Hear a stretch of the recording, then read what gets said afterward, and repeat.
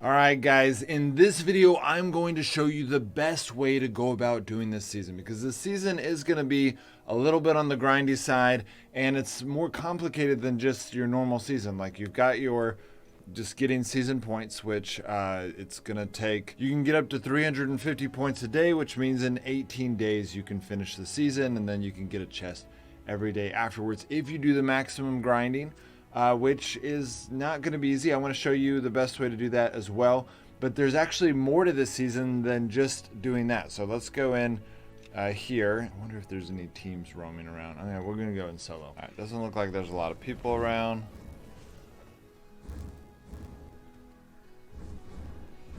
All right, so I'm just getting points by killing things, which is kind of the generic way you do things. Actually, I want to go ahead and see. I think you can get points by just by doing this as well. So one thing to do here when you're clearing this, yeah, you can get points doing this, is don't just sit in the middle. You don't have to sit in the middle. It's not worth sitting in the middle. Oh, there's also a trick. Let me show you guys. So, oh, what in the world? Why don't I have bandages? So if you do it, well, they might have fixed it. Let me see if I can recreate it. Okay, so if you stand far enough to where one ranged unit can see you, then it won't aggro the others ones, and you can do it one at a time. So you come right here. So you can see I'm only aggroing one at a time. That's the only way to do it. It might only be the bottom one. I don't know. This is the way to do it right here. You just stand right here. Okay, this is gonna annoy me. I'm playing as the Ice Mage because if you did not watch my other video, the Ice Mage is good now, which is exciting to a lot of us who have been wanting to play the Ice Mage for a while. So you can see how much easier this is if you just stand right here. Now you still have to worry about, this is the OBT, so it's a little less crowded. I'm not worried about as worried about players showing up. There still could be players showing up and I could have to defend my life. Okay, so I finished it, and then here is the pearl. Open it up and you get the pearl, which that's our second pearl, and we're gonna keep filling up these things. Oh, almost got hit by that. And kill that guy. Now the Ice Mage, I'm using the Dragon Staff because the Dragon Staff is actually really good now for the Ice Mage. It reduces its cooldowns more, and it has a high attack per, you know, you want, for the Ice Mage, you want that high attack per attack. Let me show you on a giant if I can find one. So yeah, like look at this giant right here. So if I freeze him, I just one-shotted a giant. So the Ice Mage has a burst attack. You have to hit the combination, but if you hit the combination, it is really good. And the Ice Bolt is not worthless outside of the combination. It still does quite a bit of damage, and it's a good slow. So a lot of people are going to want to hit that combination because of that crazy boost of damage, but it's okay if you don't. Okay, so I've clearly filled up this one, and I've almost filled up the giant one. Let me kill a few more giants. Alright, I think I've killed all the giants in this area, so mount up. I've got an inventory full of stuff. Really don't want to die, and even though most people are chill in the OBT and they're kind of like, they're just exploring it, there are definitely people that are not chill and would love to kill me. So we'll see if I can avoid their wrath.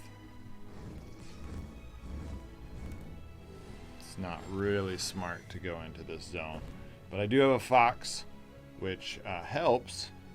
Okay, I really only need to kill 2 more giants. All right. Got what we needed. So now I'm going to show you the best way to approach this season. So I already showed you a few tricks, how to kill those mobs one at a time at the pearl. Now, if you're a team and you're worried about getting ganked by another team and you're trying to get it done quick, you might not want to do it that way. It's just a way to save a little bit of durability on your gear, which is nice, right? Saving durability on your gear. If you're using lower gear, like you're using a green bow or something, then you might have to do it that way to get the pearl. So, okay, so here's the main thing I want to show you. Okay, there's flaw power, nice. Okay, so here's how you get season points. You can get up to 350. And if you're going to just go all out, right? You're going to get everything and everything. Then you definitely want to just do all 350 points here first, and then go to these other places I'm going to talk about. But if you don't care, then so let's see. This is worth 30. This is worth 20. Okay, so this together is worth 50. And then these are each worth 40. Y'all saw how I got those. All of this I just got in front of you. So there's more lines, okay? These are free to play. There's no premium.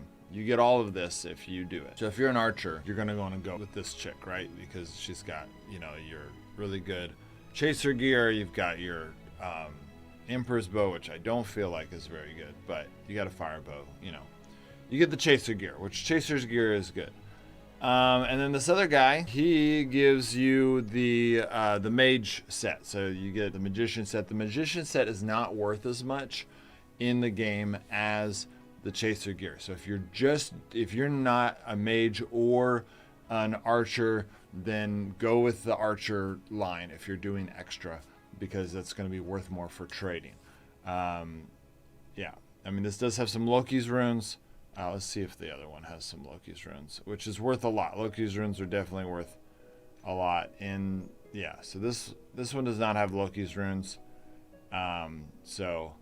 But the chaser gear is worth more. I'd have to look exactly at the price to see whether or not those Loki runes make up for it. But if you're going to go for one or the other, then when you get points here, you're going to want to try to fill that 350 with the opposite, right? So if you're wanting to go for the mage set, then you're going to want to put all of these in here, try to get all of your points using the orbs, and that way you can just immediately start putting more of the pearls in here. Again, that doesn't actually matter if you're just going to go all out. In fact, if you're just going to go all out and max out the season and max out both of those other lines, then you're going to want to probably actually put more of the pearls, because the pearls are unlimited. You can just reset zones and get more and more pearls. You can get unlimited amount of pearls.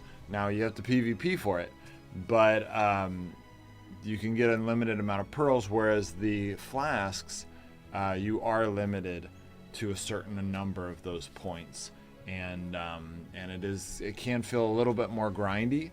The pearls are not as grindy because they might still be a little bit grindy, but they're more of the fun of the PvP element of getting the pearls and finishing your task. Now, I will say that the pearls don't quite match up. You can get 8 pearls will give you 320 points, and then, you know, getting something like the Giants one, filling that in for that last 30 points would be a good thing every day if you're just going pearls, you know, because the pearls are unlimited. Like if you're totally maxing out all 3 lines, the pearls is the way to go. If you're a really active family and you're like, oh yeah, we're gonna PvP a ton, Red Rock Zone is the place to be. That zone is not only going to be teaming with PvP, which is going to allow you to fill this one right here, because you can only do it in Desperate Foothills, only in that Red Rock Zone. You only have to kill 3 people, and you kill 3 people and you fill up the jar, and it's worth a lot of points. And then the Sanctum are these other 2. So doing that as a family, getting those points. But again, I think, you know, you can get those points, but you might want to spin it over here on Yangling, because she's going to be able to get you that chaser set. So that's it. That's roughly how to do the season, the best way to approach the season. Now, one more line for those of you who are like, man, I am not motivated to grind, and I'm not really motivated by the PvP. What should I do? Forza, what should I do? Then this is what you should do. You look at this thing, and you can go right here to number 14. Okay? If you are a free-to-play player that is not motivated to grind, I don't know why. I mean, Frostborn might not be the game for you, but if you're a free-to-play player who doesn't really like to grind either, and you're just kind of like, what's the minimum I should do, then you should not even do the season. Okay, you'll see 14 right here. That's 1,300 points. You get nothing. I mean, you get some steel plates, you get a level 1 horse, you get some green gear. It's crap. Even if you get up to 2,600, that's the equivalent of doing both of the other lines. You're still not getting a whole lot. You don't really get a whole lot until you've passed that, you know, until like 28 where you're getting those 5 melee elixirs. So if you're both free to play and kind of on the lazy end, then you're gonna want to just skip the season and skip the class at the end, which, you know, is a bummer. It's really nice that they offer a free level 3 class and all of this legendary gear to free-to-play players. But if you're not going to get there, if you're not going to grind that every day, the lazy way to do this season is just to fill these two out, okay? Because that's only, you know, 1,350 points. That's not that much. That's getting to like 14, and you get a full best set of mage gear and a legendary weapon and some Loki's runes, and then and some orichalcum, which is useful to some people. And then for 1,350 here, so this is way cheaper, okay? This is like a giveaway to the free-to-play players, okay? This is like the devs have decided, hey, if you're out this season, we made the season grindy, but we're gonna give free-to-play players with not that much effort, we're gonna give you the chance to get a full set of really good gear and a legendary weapon. Maybe that's why these legendary weapons aren't that good. But still, it's still awesome that they're giving. I mean, if you're an archer, full chaser set and a firebow is like incredible. That is an incredible combination that you can have. So this is good, you know. And look at this. These are rune bags. This is 24 runes. That is amazing for a free-to-play player. Okay, let's go check over this person over here. They do not have the runes. Okay, so if you're really going for runes, now I personally really hate the way the devs set up the rune system, because when you think about 24 rune bags, which is amazingly generous, it's so generous compared to anything they've done in the past, it's still, you know, the chances you're going to get like one rune. One level 1 rune of the class you're wanting, maybe 2. Yeah, probably 2. And that's kind of lame. So I think rune system is broken in this game, but it's still the most generous they've ever been. So I really think this one's the best. It just seems like the better one. The chaser set's better than the magician set. The firebow is better than the dragon set that's got a 5-shot. It's got all these rune bags. Yes, this one has some Loki runes. If you're really big into raiding, maybe this will be a better one for you.